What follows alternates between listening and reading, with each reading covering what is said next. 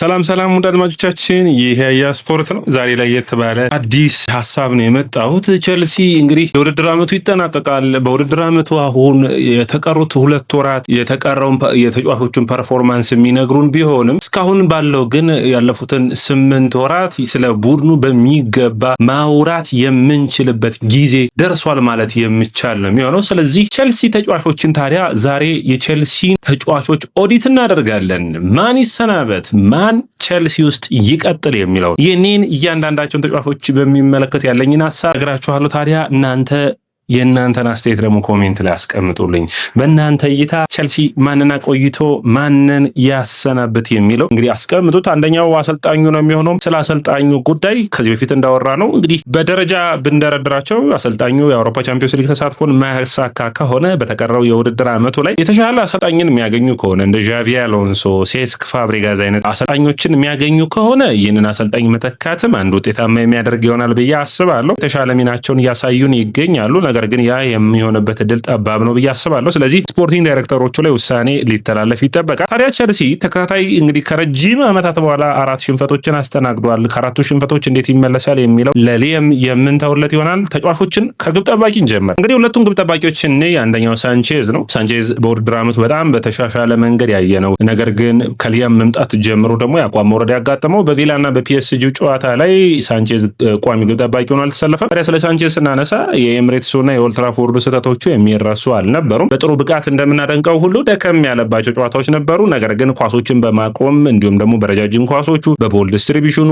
በሚገባ ኳሶችን በሹት ስቶፒንግ ኳሊቲው በጣም የሚገርም ግብ ጠባቂ ሆኗል። ታዲያ በኔይታ ቸልሲ ቤት ውስጥ ቢቆይ የተሻለ ግብ ጠባቂ የሚገኝ ከሆነ ከሳንቼዝ ጋር እንግሊዝ ፕሪሚየር ሊግ ልምድ መጠቀም ሁለተኛ ግብ ጠባቂ ሆኖ ስብስብ ውስጥ የሚቀጥልበት ቢኖር የሚል ሀሳብ ነው ያለኝ። ሁለተኛው እንግዲህ ፊሊፕ ዮርገንሰን ነው የሚሆነው። ስለ ዮርገንሰን ብዙ ማውራት ይቻላል። ነገር ግን አንድ ምክንያታዊ የምንሰጠው ባለፉት 2 ዓመታቶች ውስጥ ለቸልሲ ምንም የተለየ ነገርን ማድረግ አልቻለም። አምናም ቪላ ፓርክ ላይ ተሳስቷል። ዘንድሮም በአሁኑ ውድድር ዓመትም ቪላ ፓርክ ላይ ባይሳሳትም ፓሪስ ሰን ጀርመን ላይ ተሳስቷል። ኳሶችን እንደ ግብ ጠባቂ የማቆም አቅሙ ደካማ ነው። ከዛ ውጭ ደግሞ በተለይ የሚረሱ ያልሆኑትን ስህተቶቹ ዋጋ ያስከፈሉ እንደነበሩ ይታወሳል። ስለዚህ ይህ ተጫዋች በሁለቱም በኩል ደካማ ከሆነ ቸልሲ ጥሩ ሁለተኛ ግብ ጠባቂ የለውም። ስለዚህ የተሻሉ ሌሎች ግብ ጠባቂዎችን ማምጣት ስለሚያስፈልግ ፊሊፕ ዮርገንሰን 2 ዓመት ተሰጥቶታል። ስብስቡን የሚለቅበት ትክክለኛው ሰዓት ይመስለኛል። ሌላኛው ዲቫ ካልዌልን ነው የምናነሳው። ስለ ኮልዊል ስናነሳ የዘንድሮ ቸልሲ ያጣው ለኤንዞ ማሬስካ መሰናበት ምክንያት የሆነው የኮልዊል ጉዳት ነው ማለት የሚቻል ነው የሚሆነው። ኮልዊል ባለፈው የውድድር ዓመት የተከላካይ ክፍሉን በተለይ ከፎፋና ጋር የፈጠረው ጥምረት የውድድር ዓመቱ መጨረሻ አካባቢ በአመራር በኩል በድንቅ ብቃት ያሳየበት፣ ከቶሲን ጋር ጥሩ ጥምረትን ያሳዩበት፣ በክለቦች ዓለም ዋንጫ ላይ ጥሩ ፐርፎርማንሱን ያሳየበት፣ በተለይ ቸልሲ ከኋላ ኳስን በሚመሰርቱበት ጊዜና በቀጥተኛ ያጫዋታቸው ሁኔታ ላይ በጣም ጥሩ ፐርፎርማንሱን የሚያሳይ ተጫዋች እንደነበር ይታወቃል። ቸልሲ የሊቫ ካልዌልን ዘንድሮ ናፍቆታል ማለት የሚቻል ነው የሚሆነው። አስደናቂ የመከላከል ቅርጽ፣ የቆመ ኳስ መከላከል፣ የቆመ ኳስ የማጥቃት እንዲሁም ደግሞ በፓሶቹ ረገድ ቸልሲን የሚያግዝ ነው የሚሆነው። ለሊየም ደግሞ የተመቻቸ ተጫዋች ይሆናል ብዬ አስባለሁ። ስለዚህ ቀጣዩ የቸልሲ ጣፈንታ የቸልሲ አዲስ ኮንትራት ከሚያስፈርማቸው ተጫዋቾች ውስጥ አንዱ ነው። ስለዚህ ቢቆይ የሚል ሀሳብ ነው ያለኝ። ሌላኛው ከተከላካይ የምናነሳው ቻሎባህን ነው።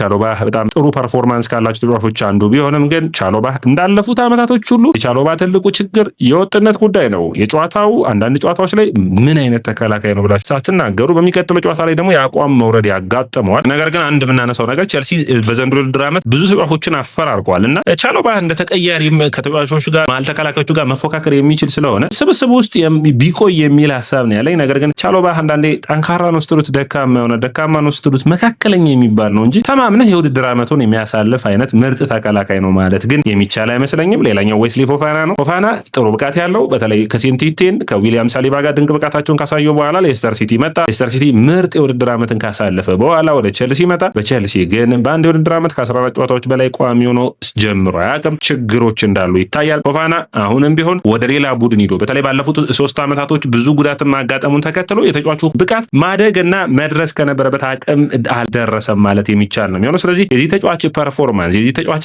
አቅምን በሚመለከት ቸልሲ ውሳኔዎች የሚያስፈልጉት ይሆናል። ታዲያ ይህ ተጫዋች ልምድ ለማግኘት እንዲሁም ደግሞ የተሻለ በቀጥታ ተፎካካሪ ሆኖ መጫወት የሚችልበትም በዘንድሮ ውድድር ዓመት ያየነው ደግሞ የኒውካስትሉ ጨዋታ ላይ አሁን ለምሳሌ አንቶኒ ጎርደን ያለፈበት መንገድ በጣም ስህተት የነበረ እንደምታስታውሱት በውድድር ዓመቱ ላይ ወጣ ገባ የሚል ፐርፎርማንስ ካርዶችን የሚያይበት መንገድ መታሰብ ይጠበቅበታል። ምንም እንኳን 24 ዓመቱና 5 ዓመቱ ላይ ቢገኝም የተጫዋች አሁንም 21 ዓመቱ ላይ ያለ ይመስላል። ልምዱን ማካበት አልቻለም። በእንግሊዝ ፕሪሚየር ሊግ የአካል ብቃቱንም መቆጣጠር አልቻለም። ስለዚህ ቸልሲ በኔ እይታ ይህንን ተጫዋችም ማሰናበት የሚጠበቅበት ይሆናል። የተሻለ ዋጋ የሚያገኝበት ይሆናል ብዬ አስባለሁ። ሌላኛው መመዱ ሳር ነው። ስብስብ ውስጥ ቢቆይ ከተቻለ በውሰት ያለበለዚያ ደግሞ ስብስብ ውስጥ የሆነ ያክል ጊዜ የመቆየት አቅሙንና ቡድኑ ውስጥ መፈተን ያለበት ይሆናል። ሌላኛው ቶሲን አድራቢያው ነው። ስለ ቶሲን ብዙ ነገር ማውራት ይቻላል። ነገር ግን ዘንድሮ ቶሲን ያረጋገጠልን ይህ ተጫዋች ከቸልሲ ስታንዳርድ ዝቅ ያለ ብቃት ነው ያለው። ስለዚህ አንከል ቶሲን ቡድኑን በሚገባ ቢያገዝም ከስብስቡ መሰናበት ከሚጠበቅባቸው ተከላካዮች ውስጥ አንዱ ነው። ሌላኛው ባዲያሺል ነው። ባዲያሺል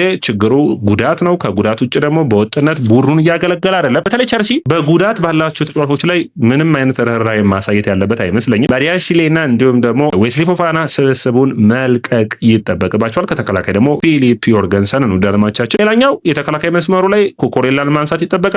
ስለ ኮኮሬላ ማውራት የሚቻለውን ያክል ብናወራ ምርጥ ከሚባሉ የግራ ተመላላሾች ውስጥ አንዱ ነው። ከሊያም መምጣት በኋላ ተቸግሯል። ወጥነት ቡድኑን እያገለገለ የሚቀጥል ይሆናል ብዬ አስባለሁ።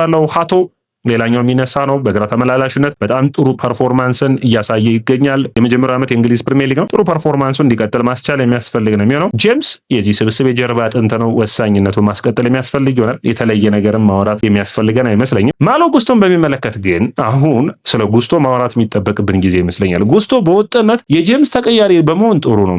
ኦቨርላፕ በማድረግ 10 ቁጥር ቦታን በመሸፈን የተለያዩ ታክቲካዎችን በመተግበር ነገር ጉስቶ ጥሩ ተጫዋች ቢሆንም የእድገት ደረጃው ግን አሁንም መቆየት አለበት ብዬ ነው የማስበው። መልቀቅ ላይ ግን ቢለቅም ቸልሲ የተሻለ ዋጋ ካቀረበ ጉስቶን በተሻሉ ተጫዋቾች መተካት የሚቻልበትና የተሻለ የሚሆንበት ከተገኘ ጥሩ ነው። ነገር ግን አንድ የውድድር ዓመት ቢታይ የሚል እይታ አለ። አድማቻችን የእናንተን አስተያየት በዚህ በኩል የሚጠብቅ ነው የሚለው። ሌላኛው አቺምፖንግን በሚመለከት ነው። በጣም ምርጥ ክህሎት፣ ምርጥ ፐርፎርማንስ ያለው ተጫዋች ነው። ነገር ግን የጨዋታ ጊዜ ያስፈልገዋል። ስለዚህ በትልቅ ደረጃ በእንግሊዝ ፕሪሚየር ሊግ በውሰት ቢወጣ በጣም ጥሩ ፐርፎርማንሱን አሳይቶ መምጣት የሚችል የተለየ አቅም ያለው ከቸልሲ ተከላካዮች አንዱ ነው ብዬ አስባለሁ። በቁመቱ ጋር ያለው ፍጥነት ቦል ኬሪንጉ ሌላኛውን ሊቨርፑልን በአቺምፖንግ ውስጥ ያለውና አቺምፖንግና ሊቨርፑል የቼልሲ ተከላካይ መሰረቶች ነው ለቀጣይ ዓመታቶች ልናይበት የምንችለው እድል ይኖራል። የአማካይ መስመሩን በምናይበት ጊዜ ካይሴዶ እናነሳለን። በፕሪሚየር ሊጉ ብዙ ኳሶችን ያቋረጠ ተጫዋች ነው። አምና ምንም እንኳን የውድድር ዓመቱ ምርጡ የቼልሲ ተጫዋች ቢሆን ይህ ተጫዋች ከሳጥን ሳጥን ጥሩ ጎሎችን በማስቆጠር ዘንድሮ አሻሽሏል። ተሻለ ፐርፎርማንሱ እያሳየ ይገኛል። ነገር ግን የሚያግዘው ሰው ይፈልጋል እና ትክክለኛ 6 ቁጥር የሚገኝ ከሆነ ወደ 8 ቁጥር ሚናው አምና ከላቪያ ጋር የፈጠሩት ጥምረትን አይተናል። እንደዚህ አይነት ሚናዎችን ልናይበት የምንችለው አጋጣሚ ይኖራል። ስለዚህ ካይሴዶ ጥሩ አጣማሪን ከዝውውር መስኮት የሚፈልግ ይሆናል። ታዲያ ላቪያን ማየት የሚቻለው ላቪያ በውድድር ዓመቱ ጥሩ ፐርፎርማንስ ጥሩ እድል ተሰጥቶታል። ጉዳት ተቸግሯል። 3ኛ ዓመቱ ነው። ስለዚህ በኔ እይታ ላቪያ ስብስቡን መልቀቅ ያለበት ይመስለኛል። ይህንን ተጫዋች በሌላ ተጫዋች ለመተካት ቸልሲዎች ማሰብ የሚጠበቅባቸው ይመስለኛል። ሌላኛው ኤንዞ ፈርናንዴዝ ነው። ኤንዞ ፈርናንዴዝ ቸልሲ የተከፈለው ሙሉ መስዋዕትነት ከፍሎ ስብስብ ውስጥ ማቆየት የሚጠበቅበት ይሆናል። ኤንዞና ካይሴዶን የሚያግዝ ትክክለኛ አማካይ መስመር ተጫዋችን ማስፈረም የሚችሉ ከሆነ ላቪያን በሚገባ መተካት ይችላሉ። አዳም ዋርተን አንዱ ሊሆን ይችላል። ነገር ግን ከና አዳም ዋርተን ሁሉ በተሻለ ኤሊት አንደርሰን አንዱ ተመራጭ ተጫዋቹ ነው። ቸልሲ በሚገባ ማገዝ የሚችል ነው። ሌላኛው አንድሬ ሳንቶስ ጥሩ ፐርፎርማንስ ያለው ተጫዋች ነው። ስብስቡን በሚገባ ማገዝ የሚችል ነው። ለሚቀጥለው የውድድር ዓመት ደግሞ የተሻለ ፐርፎርማንሱን የምናየው ይሆናል። እንደ ዳሪዮ ሱጎ ግን በጉዳት እየተቸገረ ስለሆነ ይህ ተጫዋች በውሰት ተለቆ ጥሩ ፐርፎርማንሱን አሳይቶ እንዲመለስ ከቸልሲ በኩል የሚጠበቅ ይሆናል ብዬ አስባለሁ። ፓልመርን በሚመለከት ያለፉት 18 ወራት በጣም የተቸገረባቸው ናቸው። በማውሪዚዮ ፖቼቲኖ በኩል የታየው ድንቅ ብቃቱን እያየን አይደለንም። ስለዚህ ፓልመር ስብስብ ውስጥ መቀጠል አለበት። ነገር ግን የተሻለ ብቃቱን እንዲያወጣ ማገዝ የሚያስፈልግ ነው የሚሆነው። አሊያንድር ጋርናቾ ቸልሲ ስህተቶችን በዝውውር ውስጥ ከሰራው አንዱ በአሊያንድር ጋርናቾ ላይ ነው። የውድድር ዓመት በቂ ነው የሚሆነው ይህንን ተጫዋች ስብስብ ውስጥ ማስለቀቅ የሚቻልበት አጋጣሚ ካለ አሊያንድር ጋርናቾ ላይ ውሳኔ ወስኖ በጋርናቾ ቦታ ትክክለኛ ተጫዋች እንዲተካው ማድረግ ከቸልሲ የሚጠበቅ ይሆናል ብዬ አስባለሁ። ጀርሚ ባይኖ ጊተንስ ሌላኛው ተጫዋች ነው የሚሆነው። የእንግሊዝ ፕሪሚየር ሊግ የመጀመሪያው ውድድር ዓመት ነው። ስለዚህ አንድ የውድድር ዓመት ቢሰጠው ጥሩ ነው። እንደ ጠንካራም እንደ ደካማ ጎንም የሚነሳ ብቃት ቢኖረውም ጊተንስ ሌላ የተሻለ ተጫዋች እንግዲህ ጆቫኒ ኩንዳ አንዱ ሊመጣ የሚችል ተጫዋች ነው የሚሆነው። ስለዚህ ጆቫኒ ኩንዳ እና ጊተንስ በግራ በኩል ልናያቸው የምንችለው እድል ይኖራል። ስቴፋን ዊሊያንም ያንን ቦታ መሸፈን የሚችል ነው። ነገር ግን የተሻለ የመስመር ተጫዋች ቸልሲ በዝውውር መስኮቱ ላይ ማስፈረም ስለሚጠበቅበት አሊያንደር ጋርናቾን ከለቀቀ በጋርናቾ ቦታ የሚሆን ተጫዋችን ማምጣት ይጠበቃል። ነገር ግን ከፔድሮ ኔቶና ከጊተንስ ደግሞ አንዱን መልቀቅ ሊጠበቅበት ይችላል። ምክንያቱም ጆቫኒ ኩንዳ ሲመጣ አንድ ቦታ ስፔስ ወይም አንድ ተጫዋችን ቦታ የሚይዝ ይሆናል። ስለዚህ ሌላ ቦታ የሚፈልጉበት ይሆናል። ስለዚህ ከጊተንስ እና ከፔድሮ ኔቶ አንዱ ክለቡን ሊለቅ የሚችልበት እድልም ሊኖር ይችላል። ነገር ግን እንደ ቸልሲ ውጤታማ ለማድረግ ባንዴ በፍጥነት ከተባለ ጋርናቾም ጊተንስም በቸልሲ ደረጃ አይደሉም። ጊተንስ ሲመጣ አንደኛው ችግሩ በብሬክ ሲዝን ያደለገበት ወይም በምርጥ ብቃቱ ዶርትመንድ ቤት እንኳን አላየንም እና ይሄ ትንሽ አስቸጋሪ ውሳኔ የሚሆን ነበር። ነገር ግን ውሳኔያቸውን አሳልፈው በጥሩ ብቃት ያነሱት እንደሆነ የሚታወስ ነው። ሌላኛው ስቴፋን ዊሊያን ነው። ስቴፋን ዊሊያን በጣም አስደናቂ ጥሩ ፐርፎርማንስ ያለው በቸልሲ ቀጣዩ ጣፈንታ ቀጣዩ ተስፈኛ ነው። ስለዚህ ይህንን ተጫዋች በሚገባ መውሰድ ያስፈልጋል። ስቴፋን ዊሊያን እና ጆቫኒ ኮንዳ የቸልሲን ቀይ መስመር የሚመሩት ለሚቀጥሉት ዓመታቶች ይሆናሉ ተብሎ ይጠበቃል። ነገር ግን እዚህ ጋር ልምድ ያለው ፔድሮ ኔቶ አለ። ለፔድሮ ኔቶ ትክክለኛው ገንዘብ ከቀረበለት ቸልሲ አሁን እዚህ ጋር ፔድሮ ኔቶ፣ ባይኖ ጊተንስ፣ ጋርናቾን ስታዩ ጥሩ ገንዘብ ከቀረበ ምንም እንኳን ከነዚህ ውስጥ ልምድ ያለው ፔድሮ ኔቶ ቢሆንም ብዙ ዓመትም ቸልሲን የቆየ ቢሆንም የተሻለውን ተጫዋች አቆይቶ የመልቀቅ ሂደቶችን ውሳኔዎች ላይ የሚያስፈልግ ይሆናል። 50-60 ሚሊዮን ፓውንድ ቸልሲ የሚያገኝ ከሆነ ኔቶን ለቆ የተሻለ ተጫዋችን የሚያመጣ ከሆነ ቡድኑን የሚያግዝ ይሆናል ብዬ አስባለሁ። በተለይ ደግሞ በግራ መስመር የሚጫወት ተጫዋችን ማምጣት የሚችሉ ከሆነ ለውጥ ማምጣት የሚችል ኔቶ እንግዲህ በውድድር ዓመቱ ላይ 10 ጎልና 6 አሲስት አለው። በሁሉም ውድድሮች በእንግሊዝ ፕሪሚየር ሊግ 5 ጎልና 4 አሲስት አሉት። ያምነው አይነት ፐርፎርማንስ ነው። ልምድ እንዳለው ብቃት እንዳለው የተለየ ሁኔታ ጨዋታዎችን ሲለውጥ አላየነውም። ይህ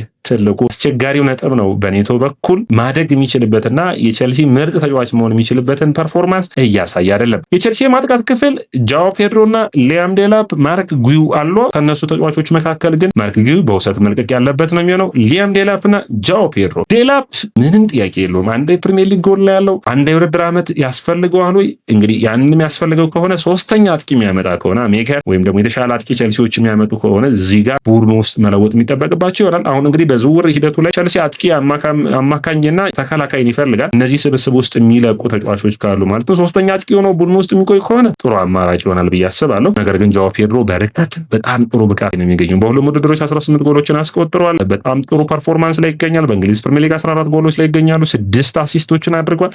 በወጥነት የሚቀጥል ይሆናል። ሜጋ መምጣቱ የማይቀር ነው የሚሆነው። ትንሽ ቸልሲዎች ማሰብ የሚጠበቅባቸው ይሆናል። ስለዚህ በአጠቃላይ በኔ እይታ ከፔድሮ ኔቶና ከባይኖ ጊተንስ አንዱ ክለቡን መልቀቅ ይጠበቅበታል ብዬ አስባለሁ። ሊያም ዴላፕ በክረምቱ መልቀቅ ከሚጠበቅባቸው ተጫዋቾች ውስጥ አንዱ ነው። አሌክሳንደር ጋርናቾ አራተኛው ተጫዋች ነው የሚሆነው። እንግዲህ እነዚህ ሁሉ ይለቃሉ ማለት ግን ላይሆን ይችላል። ላቪያ አምስተኛው ተጫዋች ነው በኔ እይታ። ከዛ ውጭ ባዲያሽልና ቶሲን 6ኛና 7ኛ ተጫዋቾች ይሆናሉ። የስፖፋና 8ኛ፣ ፊሊፕ ዮርገንሰን 9ኛ። እነዚህ ስኳዱን በማስፋት ብቻ ስብስቡን እየጠቀሙ ያሉ ናቸው። ቸልሲ ቀጥታ ለእንግሊዝ ፕሪሚየር ሊግ ዋንጫ ለመፎካከር 5-6 ተጫዋቾች ያስፈልጉታል። 2 ተከላካይ፣ 1 አማካኝ፣ 1 የመስመር ተጫዋች፣ 1 አጥቂ ያስፈልገዋል ብዬ አስባለሁ። ወደ አድማጮቻችን የእናንተን እይታ ፈልጋለሁ። የቸልሲን እስካሁን ድረስ የውድድር ዓመቱ ተጫዋቾቹን እስኪ ኦዲት አድርጓቸው፣ እንዴት ታያቸዋላችሁ? እናንተን አስተያየትና ኮሜንት የሚጠብቅ ነው የሚሆነው። ወደ አድማጮቻችን ይህ ያያ ስፖርት ነው። ያያ ስፖርትን ላይክ፣ ሼር፣ ኮሜንት፣ ሰብስክራይብ ማድረጋችሁን አትርሱ።